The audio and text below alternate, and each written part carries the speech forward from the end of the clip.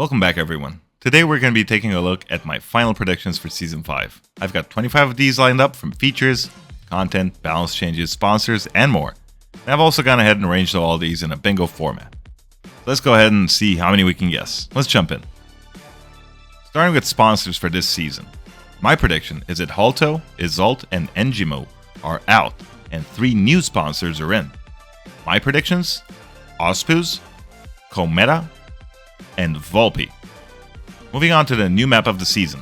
Players have been speculating about a medieval castle map for 3 seasons now.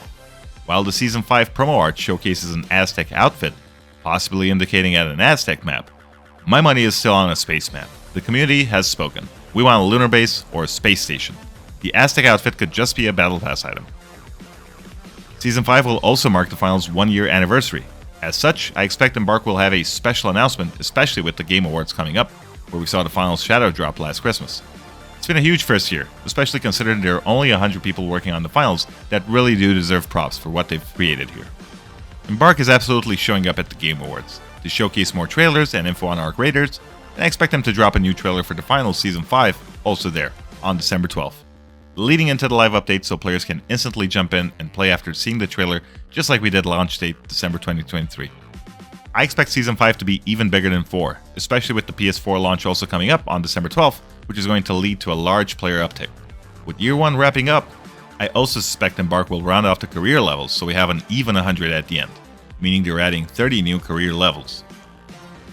In Season 4, we also saw the introduction of badges, with multiple tiers being added for money cashed out, revives, light, medium, and heavy mastery. This new feature will definitely see more traction in Season 5, especially since these badges can be featured on the also newly introduced player cards. For Season 5 game modes, my first prediction is that Terminal Attack will be removed, going back to the drawing board where future Embark can worry about it. With no rank rewards attached to Terminal Attack this season, this is probably the least played game mode right now in the finals. Also on the topic of game modes, I believe Embark will reintroduce Solo Banquet, or a solo cash-out game mode. The community has been vocal, and while the finals is best enjoyed in a team setting, Embark must have figured out by now that a lot of players solo queue, and they need a staple game mode. Last but not least here on game modes, I predict a new 5v5 game mode. Anybody playing with more than 2 friends right now is restricted to Power Shift and Terminal Attack. I can bet everything I've cashed out in the finals that Power Shift beats Terminal Attack 5-1 in player count at least. Embark was probably expecting TA would have better player retention throughout Seasons 3 and 4, but I think for the majority the reason they played was for the rank rewards. Had TA not been the core rank game mode, interest would have been even substantially lower. Now for new weapons being introduced in Season 5, starting with the Light. The shotgun we've seen in the promo art is most likely not for Lights, who already have 2 shotguns, SH1900 and M26, that was just introduced in Season 4. My prediction is that Light will receive another SMG, maybe a longer range option. Now that the M11 has been worked into short range, and XP54 has been nerfed long range, we could see an AUG or something similar introduced, with solid range and a short 25 round mag.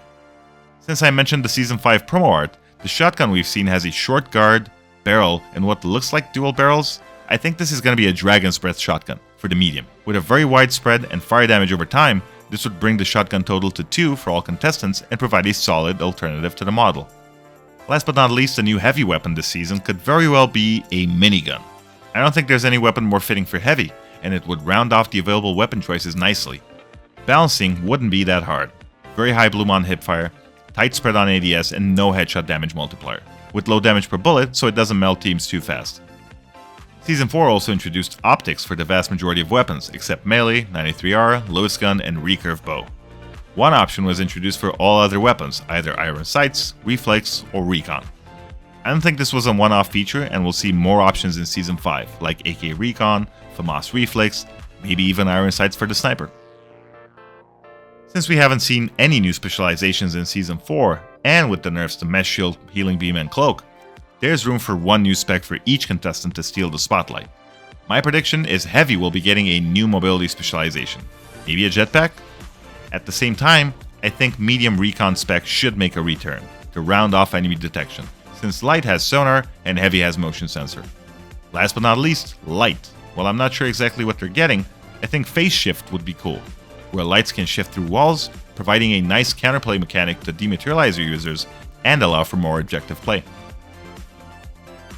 For the past 2 seasons, we haven't seen any new canisters. Glitch Canister was added back in 2.8.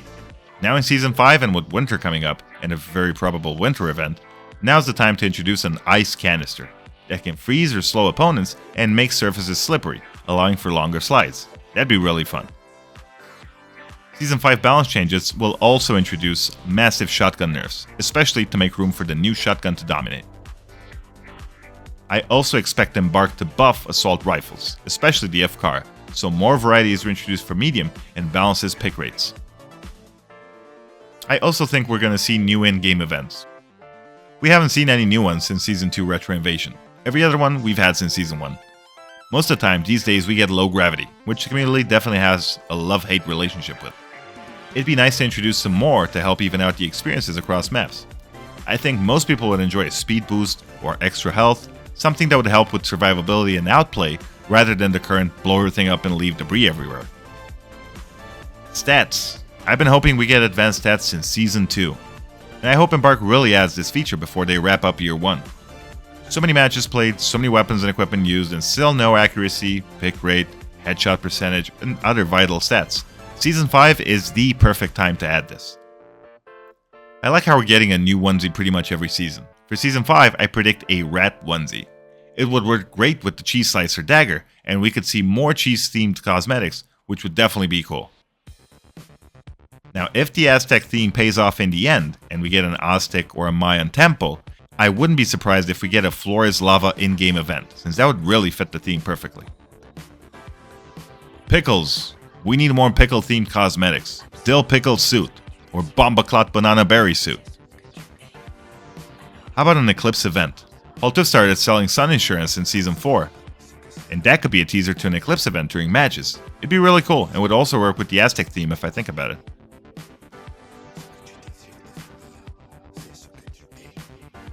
That pretty much wraps it up. Drop your thoughts in the comments below. What is your prediction for Season 5? All of these are going in next week's video, where we're going to take a look at your predictions for Season 5. Like and subscribe, and stay fresh, cheesebags.